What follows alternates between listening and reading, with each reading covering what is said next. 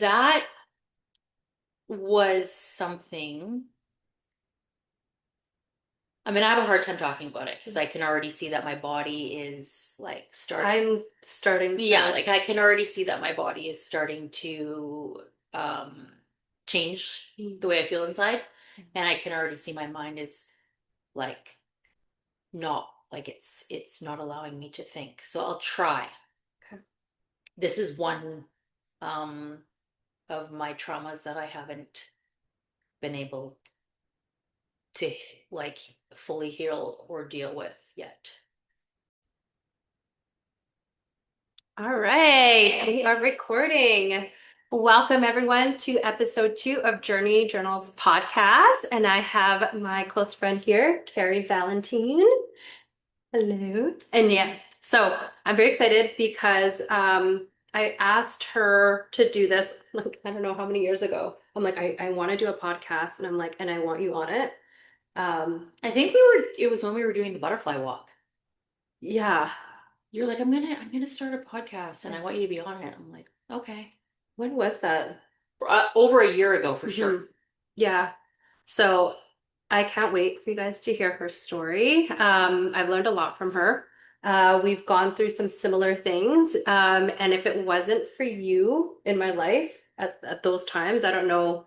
I don't know. I probably just, yeah, you helped me a lot, just so you know. And I know you can help Thank so you. many You helped people. me too. Really? Yeah, you did. But yeah, do you want to start by telling everyone how we met? Yeah, if I can remember, like the official first time, was it at one of Frankie G's? No. No, well, I did meet you, but I don't think you remember. I think we just said hi or something, and that was it. No, where was it then? I can't.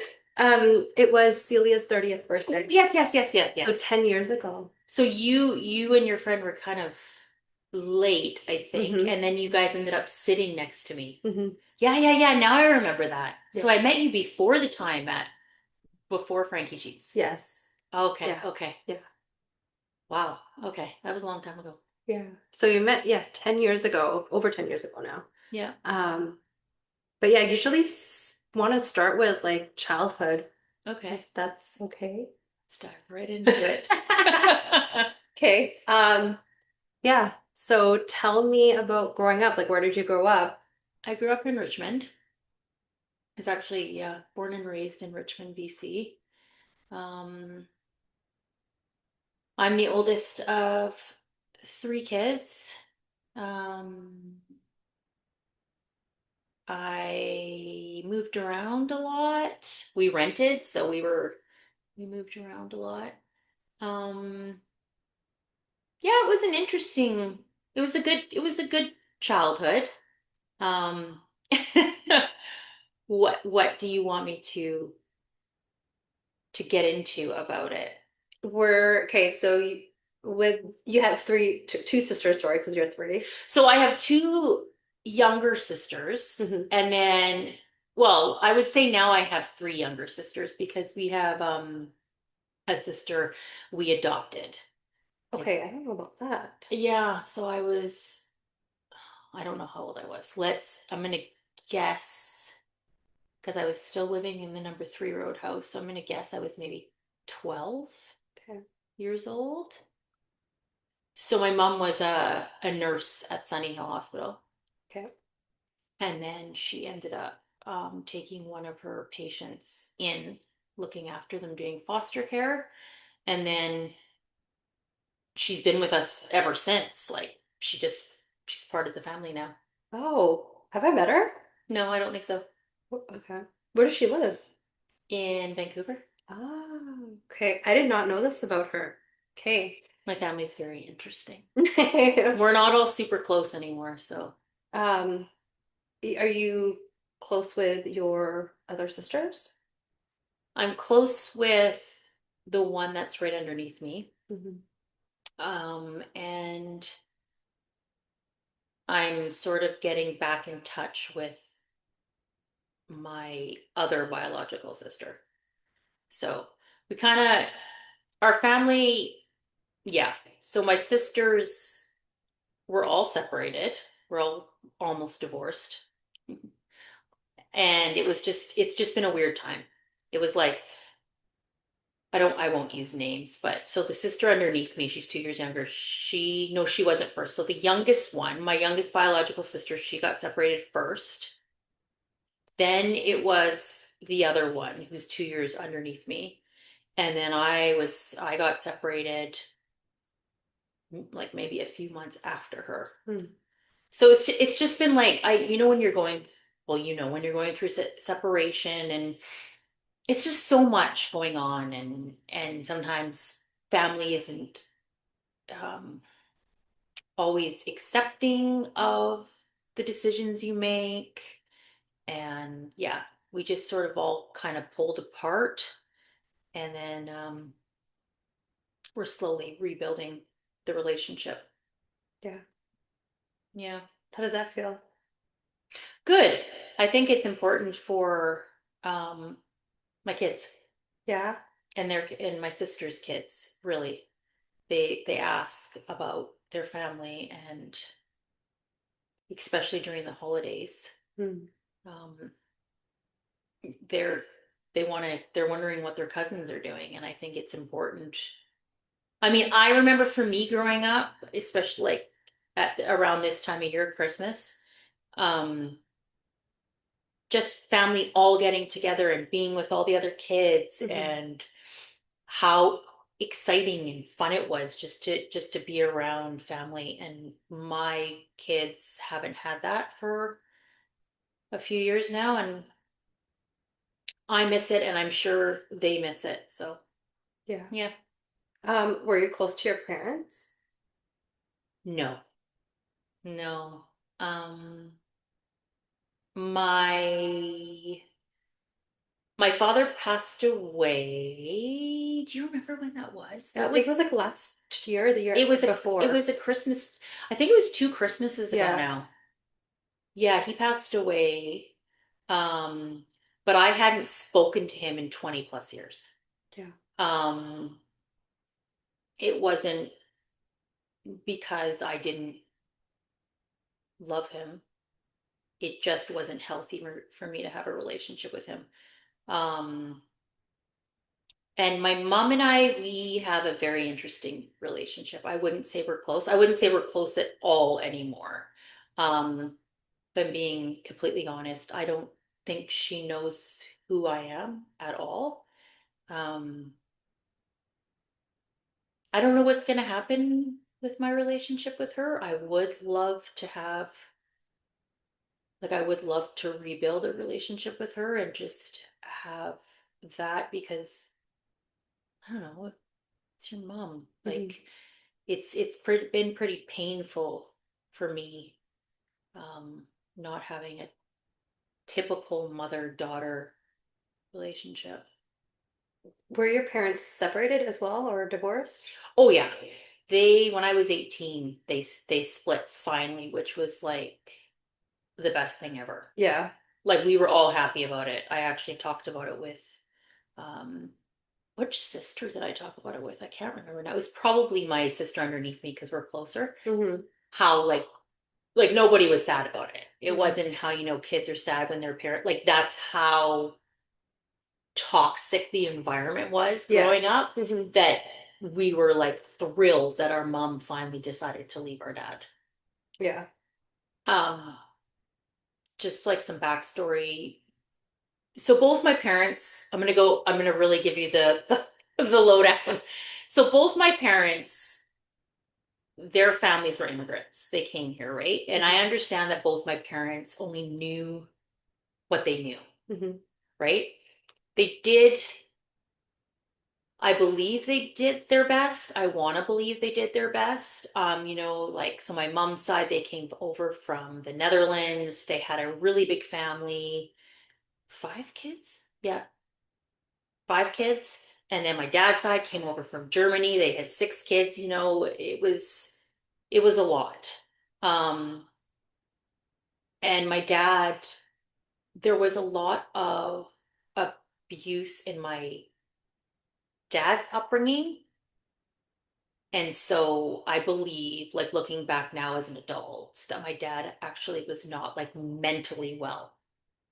Um, he, yeah, he just was not right. I think there was a lot of trauma in his up. Well, I know there was a lot of trauma in his upbringing, and I think trauma really changes the brain. And yeah, he was not well. Mhm. Until his dying day. He was not well. There was a lot of abuse in our childhood too, which I've shared with you Mhm. before, all forms. Mhm. And then with my mom, I know she was just surviving and trying to do her best and, you know, I guess keep the peace, but it she couldn't. Yeah, it was I don't have all terrible memories of my childhood. I really don't. Like, I Mhm. have some really good memories of playing with my sisters in the backyard and riding our bikes around, and my mom, you know, sewing clothes for, we didn't have very much money growing up at all. So she like would make our clothes. And I still remember like picking out the fabric. Like, I don't want to sit here and like knock Mhm. my parents. Mhm. Um, there is a lot of good memories, but things started to sort of go sideways, I would say, when I turned 13. It was almost kind of like my dad couldn't handle the pressure of life. And I feel like the pressure of having like a teenager or something, he wanted to control the environment so much that it actually, what's the word I'm looking for? It ended up like doing the opposite of what he wanted. Mhm. You know what I mean? Like Yeah. he wanted to keep, he was so worried about me turning into a certain way so that he controlled me as much as he could, but I just became rebellious because Yeah. it was I wasn't I wasn't able to find, like, I couldn't be who I was. Mhm. I felt so trapped. That Yeah. makes sense. Yeah. Yeah. And I remember asking you, I'm like, out of all of your sisters, do you think your mom sees herself in you, and Mm, that's why the relationship with your mom is the way it is? what, right. I think so. I mean, everyone always says to her, "Oh, you're so much like your mom."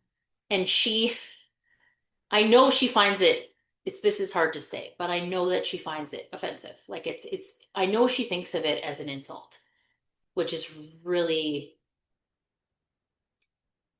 hard to say because it brings up a lot of emotion, but that's a whole nother thing. But I think she sees, ask me the question again, because you know what happens to me? Mm. When I go there, my brain goes, we don't like this, you're uncomfortable, we're shutting off. So ask me the question again. Um, I know when we've talked, I've said that does your mom see herself in you more than your other sisters? That's why your relationship is the way it is. Yeah, I think in some ways, yeah, for sure. Like, apparently we have the same laugh, and um people always say I have like a big personality and she has a big personality. Um, yeah, I mean, I think, you know what I think? I think my mom sees a lot of her hurt and trauma in me. Mm. That's what I think. Yeah. My mom had me when she was 17. Like, so she was pregnant when she was 16. She had just Wow. turned 17. I was a mistake. Um, I You were don't, unplanned. yes. Thank you. That's a much nicer way of saying it. Um, I was unplanned. And a lot of the abuse that happened in our home growing up, a lot of it involved just me. Yeah. So I think I think that she looks at me and like sees um a lot of pain. Yeah. If you could go back, what would you tell your younger self in those times? Oh my God. I would definitely just tell myself that you're going to go through a lot of adversity, but you are resilient and you will get through it. Yeah, I think if I could go back, I would have done things differently. Um, I don't, honestly, I don't have a ton of regret. Like, I know why I did the things that I did, and I know that everything is supposed to sort of happen the way it does. Hmm. Um, but there's some things I would have done differently. Yeah. Okay, let's fast forward a bit. Adulthood, or unless I missed something like in between that's super big that you remember. Oh my God, there's just so many things. Yeah. My 20s, I ended up moving to Alberta, which was super fun. Yeah. I lived in Edmonton for 7 years and Calgary for 3. And those years were very wild. Were you single the whole time? Or is this when you met your, Chris? yeah. No, no, no. I didn't know Chris in my Okay, 20s. okay. Yeah. Yeah. Uh, my 20s were so fun. So, so, so fun. They were pretty out of control, but I don't really have very many regrets during that time at all, Hmm. except for maybe drinking too much, but I know Who what doesn't? I know, but I also know why I drank so much. It was like, well, first of all, yeah, we're in our 20s, that's all we Yeah, yeah. did. But I also drank a lot back then just to numb and to quiet my brain. But it was so fun. And then okay, so just rewind a little bit. So when I was 18, my parents divorced Yeah. finally. And then my mom met this man, they got married. He ended up getting cancer. I think he was 42. And yeah, it was like stage 4 cancer. And Oh, he was given like, I think 6 months to live, but he ended up living 2 years, which was awesome. did you like them? Yes, I did. I also didn't live with him, so You're like out of the frame. oh, I also didn't live with him, so Yeah. of course I liked him. Yeah. Um, so when I was 31 was when he was 30 or 31, that's when he was diagnosed. Yeah. And I decided I was going to move back. So I'm living in Alberta. I decided I'm going to move back to Richmond Hmm. and move in with my mom and him and help her take care of him. So that's what brought me back to BC. And I would say I met Chris, so that's now my ex-husband, maybe a year after my stepfather passed away. Okay. I can't really remember exact times, but Yeah. it's all around the same time. Hmm. Yeah, so that's when I met Chris. And then, you know the story. Chris and I got married. I think we were together like 15 years. Yeah. How long until like that you guys met that you got married? Uh, 2.5 years. Okay. Yeah. But we moved in together after 6 months. Okay. Um, that was not because we were like, oh, we love each other so much, let's live together. That was because my drinking was a problem and I actually ended up losing my job and couldn't pay my rent. Mm. So he was, like, why don't you just come and live with me instead of trying to find another place while you're looking for a job? It's very vulnerable talking. Feel vulnerable talking about that, but that's the truth. And how was it? Living with him? Hmm. Fine. Yeah. Yeah. Like you obviously got along for a very long time. We did. We're just I don't think people realize, you know, if I could go back, there was red flags for sure, I'm sure for both of us. Hmm. But you're like at that age and everybody's getting married. And I'm not saying I didn't love him or anything, but we were quite different. Yeah. But it wasn't really like a big issue when it's just him and I. Hmm. And then you add kids into the mix and you realize your parenting's different.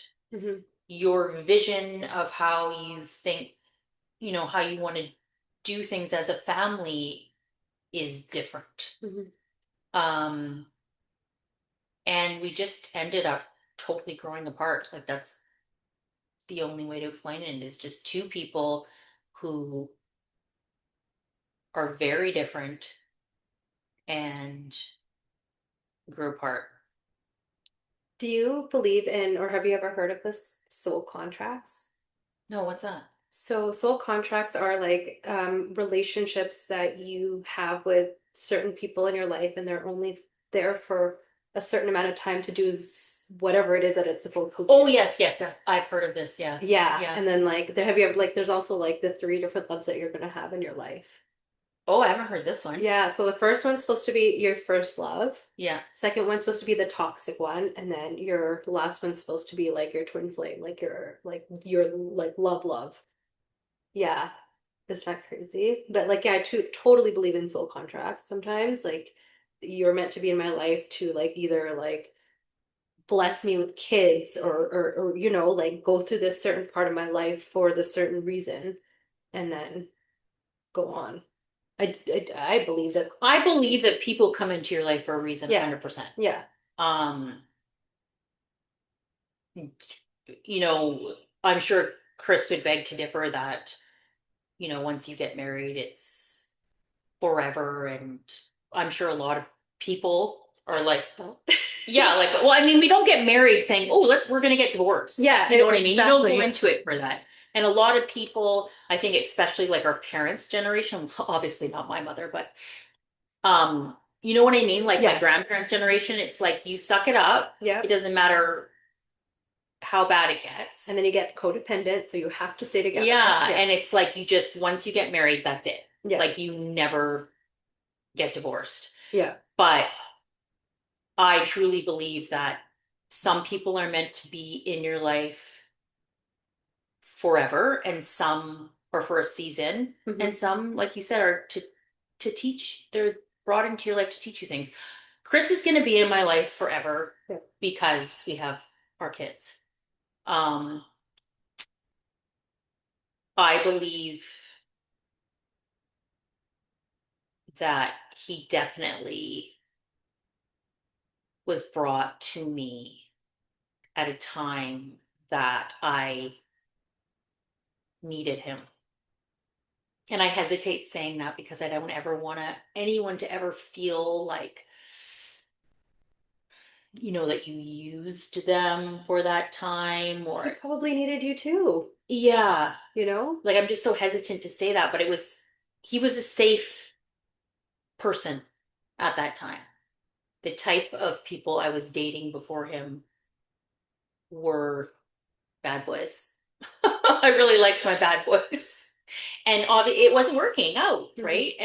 And Chris was very safe, and I felt at that time very safe with him. Yeah. I just want to say this: Chris is not a bad guy. He never, I just have to clarify this. Yeah. He never abused me or anything like that. He never cheated on me that I know of, but I highly doubt it. Nothing like that. It's just two people that grew apart. Yeah. I've met him. He's an amazing guy. Yeah, he's a good person. It's Like just he's not a fit for you totally like we right now. are so different. Yeah. Yeah. I believe in that twin flame thing though. Yeah. I totally do. Yeah, I believe that you end up meeting someone and you're like, oh, this is so Intense. not even intense. Like just so easy. Like I was just gonna say so right, but yeah. yes. But like it's just so easy. Yeah. Yeah, like that's how I feel about Kurt, And we'll get to that. my now boyfriend. Yeah. Another amazing human. Person. Yeah, like he's like beyond amazing. Yeah. Um, this I know is going to be really tough for you to talk about. Um, I already know what you're gonna say. I, It's okay. so Carrie has three daughters, Ellie, Sybil, and Rosie. They are so beautiful, and so different, each of them in their own ways. Super different. And I just wanted to talk a little bit about Sybil. So Sybil's her the middle daughter. Oh, she has three girls. So that's another thing I was thinking about. I'm like, maybe our mom sees that too because three girls, right? Yeah, yeah, yeah. Um, but if you want to talk about what happened to With Sybil, Sybil. yeah. So Sybil was diagnosed with cancer February 15th. I always remember because it was the day after Valentine's Day. 2022. Oh, no, that was 3 years ago. No, it was 4 years ago. 2022. Yeah. So Rosie would have been three. Yep. So 2022. Um, that was something. I mean, I have a hard time talking about it because I can already see that my body is like I'm starting yeah, to. like I can already see that my body is starting to um change the way I feel inside. And I can already see my mind is like not like it's not allowing me to think. So I'll try. Okay. This is one um of my traumas that I haven't been able to like fully heal or deal with yet. So Sybil was diagnosed with a rare type of kidney cancer called Wilms. When they found it, it had spread to her lymph nodes and her lungs, like her lungs were full of cancer. Um, they called it stage 4, which nobody ever wants to hear that because I don't know if you don't know much about cancer, you do know that stage 4 basically means terminal, Yeah, right? like it's the last. Yeah. Yeah. So thankfully, by the grace of God, stage 4 with this particular cancer doesn't always mean terminal. It just means that it's spread. Hmm. And if you if you have the good kind of cancer, like I don't know what a good type of cancer is because all cancer is evil, but with this Wilms, it's like you either have bad Wilms or good. So what they do is they removed her kidney. She has one kidney now. They take the piece of the kidney, they sent it to like Texas or something, Hmm. and it's tested. And I don't know all the medical terminology and stuff, but if it's either the good kind or the bad kind. If you have the bad kind, that means that there's a good chance that the treatment's not going to work. If you have the good kind, there's like I think it was like a 93 or a 95% chance the treatment will work. Hmm. So she ended up having the good kind. Yeah, I remember talking to you about this. You guys were waiting for something, and Waiting for the yeah. results, which was hell. Because I think, like it took weeks. It was hell. The whole thing was complete hell. Um, but yeah, so we got the good kind, and that was a little bit of relief. So Mhm. she ended up having radiation on her lungs and her abdomen, and then she had a full year of chemotherapy. Um, she's in remission. I think we're coming up to the 2-year mark. A lot is hard to remember because I don't think my body and my mind allows me to remember except for the exact date. I will Mhm. always remember, but I think, no, I know for a fact during that time I basically was not living. I couldn't live in my reality. Yeah. Like that's how I felt. Yeah, I I couldn't remember. I couldn't live in it. It was like the pain was so bad that I dissociated probably for 2 years. And you lived at the hospital. I remember. Yes, because every time your child gets, okay, so when your child's going through chemotherapy, they have no immune system. They're sick all the time. And every time your child gets a fever, you have to go to the hospital and you have to be admitted. And it's not like, okay, let's say if you brought a healthy child to the hospital with a fever in the ER, you could sit there for 10 hours. Yeah. What happens when your child is on chemotherapy and you get a fever, they get a fever, you have to call the oncology floor. The oncology floor calls the ER. They expect you. You go straight to triage. As soon as you give them the name, you bypass the entire emergency room Hmm. because it's like could be fatal. Yeah. Because it can turn into an infection and within 24 hours it can be in the blood and blah blah blah. Yeah. So every single time she got a fever, which was all the time, Yeah, because her immune shot of that. Yeah. yeah, we had to be admitted. They had to do blood work. Then you have to wait 2 or 3 days for the blood work to come back. And so basically, we lived at the hospital for a year. Sybil did not have a typical school, like okay, so she was diagnosed when she was in grade one, and we tried to get her to go to school during her chemotherapy because they said, make it her life as normal as possible. But then every time she went to school, she got a fever, and then we were in the hospital. So Yeah. she basically missed grade one and part of grade two. Yeah. How was it for her sisters? How was it for them? Not, no, it wasn't good. Just being honest, like I've talked about it with Ellie. Sorry, Sorry. it's okay. There's Kleenex behind you. Look at it. I talked about it with Ellie recently. She was 8 when Sybil was diagnosed, and she said it was really hard because she said that Chris and I basically we were present. Like she didn't use the word present. She's like, you guys weren't really around, even though we were around. And she said she felt like the servant of the house, that she had to basically take care of Rosie. That's what she called herself, like the servant. Um, Ellie really struggled. She had like really bad anxiety. She was even talked about suicide at one point. So you can imagine, like, you got a sick kid, and then you have your other kid who's like telling you that they don't want to live anymore. And Ellie's anxiety was so bad, she constantly thought she was dying.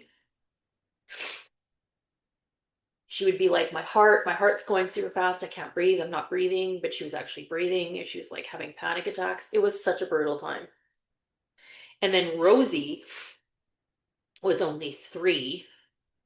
And if I'm being honest, and there's a bit of like guilt and shame behind this, but I know it's not my fault. I can't really tell you how Rosie was during that time. Like she seemed fine, but now that I think about it, it's like those years are crucial years. Mhm. Three, 2, 3, 4, 5 for your development. And probably from like three to 4.5 for sure. Like her parents were checked out. Mhm. Like she was just getting the bare minimum. Yeah. And now that I'm not checked out anymore, she has huge separation anxiety. Mhm. So yeah, it affects everybody. Yeah, and you don't think about that. Like you only think about like the kid that's sick, which is like the worst nightmare. Like Yeah. obviously losing someone and that is just I can't deal. Like you have no idea how like yeah, I know you always beat yourself up and like all of this, but like you have what you went through is very traumatic and how you are like now and what's going through it. Like I feel like you need to be a little bit more proud. I know you are, but like really proud of yourself. I think like there is part of me that is like who I am today. I'm like, whoa. Like I've been through a lot in my life, Hmm. a lot. And I think I'm doing pretty good. I think where I beat myself up a lot is because of other people, what other people think. I know I wasn't the I wasn't well when Sybil was sick. I I was drinking a lot. Obviously not in the hospital. But I remember jokingly asking the nurse if I could sneak gin in, and she was like, "Well, you can, but you'll get arrested." Okay, well, like, why though? Well, you can't have people getting drunk in the hospital. Well, Can you? yeah, but like, like, I know, how would they know? right? But like, Yeah, seriously though, yeah, like, can you imagine all these drunk parents because their kids are all sick and dying, and then all the parents are drunk? It would just be a complete gong show. yeah. But I basically, like I said before, I wanted to escape my reality, so I was not making the best choices during that time. And yes, I guess from the outside, it probably looked bad. I was there for my daughter. I was. It's not like I abandoned my daughter, but I, when she would come home from the hospital and she was well, I would take time and like go and stay at a hotel by myself for a weekend because I could not handle just being in that house in my reality. Like I couldn't handle it. Like Mm. my anxiety was so bad and I was so depressed. And I needed to take time away. And I remember asking the oncologist, is it bad if I go and take time for myself? And he was like, no, no, no. Like, I think you should. Like, this is not easy. But there was a lot of judgment. Like, I have family members who don't even talk to me now because they couldn't handle how I handled my situation. Yeah. And I know I have friends, I say in quotations because I know who my true friends are now, Hmm. but friends who were like, are you okay? Like from social media, you seem to be acting really weird and like da da da da da. And it's like, no, I'm not fucking okay. Yeah. But that's where, like, it's because those people pulled away from me that I feel like I did something bad. Do you know what I mean? That's where it comes from. But if I really, really remove myself Hmm. and like look outside of myself and look at me as not me, Hmm. then I'm like, oh yeah, it all makes sense. Like I wouldn't judge that person. Yeah, it's survival, and all of your energy is basically being sucked into like whatever's happening. How are you going to recharge? How are you going to be able to deal with the next thing if you're not taking time for yourself? Like you just, that's why people crumble and they But don't Anna, push like, through it. I'm gonna get a little off topic, but this is so interesting. Okay, I was watching The Real Housewives of Beverly Hills. Yes, I know, but I love it. I love reality garbage. And something that one of the women said on it hit me so hard. It's like women are judged regardless. Okay, like say you're just a single woman, you got no kids, nothing. You're judged. It's just how it is. And then you take a woman who's divorced and a woman who's divorced with kids or a woman who's going something hard with kids. You're so judged. Like it's like you're not supposed to take time for yourself. Mhm. It's almost like society expects, especially like I think like past generations, it's Mhm. like you suck it up. Like you're a mother now, and Mhm. that's it. Or you're a wife now and that's it. Mhm. And you suck it up and you just keep going. And when on that show when she said that, how like us women have to be so careful because we're going to be so judged because we're parents. Like I was thinking about that. I'm like, it was like I wasn't allowed to just take time and be a normal human Mm. and recharge. Yeah. And I mean, even Chris would say to me, like, how can you abandon your kids right now? Mm. And that was hard to hear too from their dad. Mm. And I was like, I kept trying to explain that if I didn't get out of this place, I'm going to die. Mm-hmm. Like I was suicidal. Like I was like, I need to get out of Mm-hmm. this house. Like you have to understand too, right before Sybil got diagnosed, I told Chris I wanted to separate.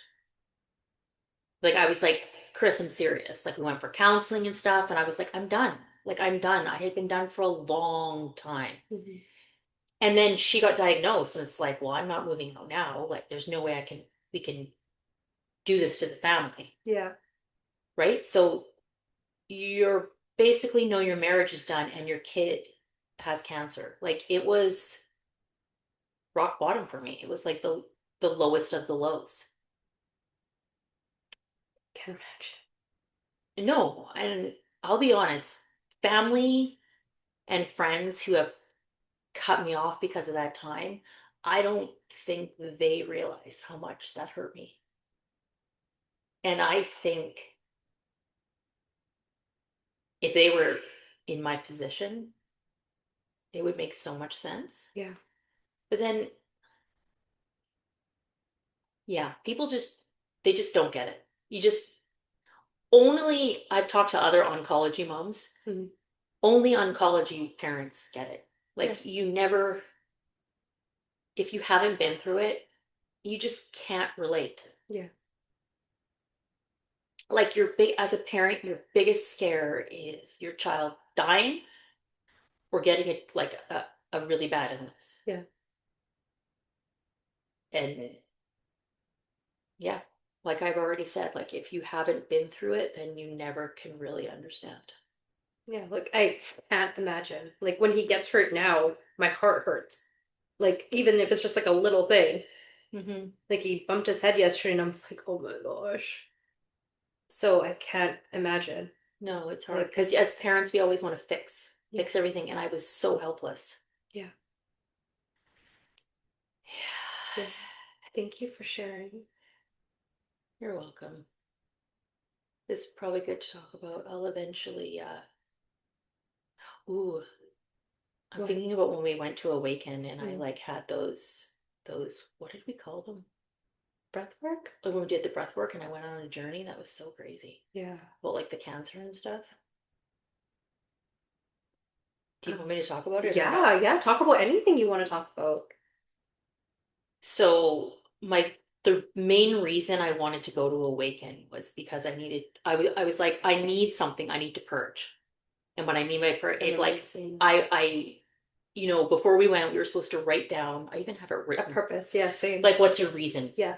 And I was like, I just want to purge. I'm carrying so much pain inside of me. I feel like I'm vibrating all the time. I just want to cry and cry and cry. Like I remember telling you Yeah. that. Like, I don't care what happens. I just want to bawl my eyes out and feel lighter when I leave. Yeah. Well, that definitely happened.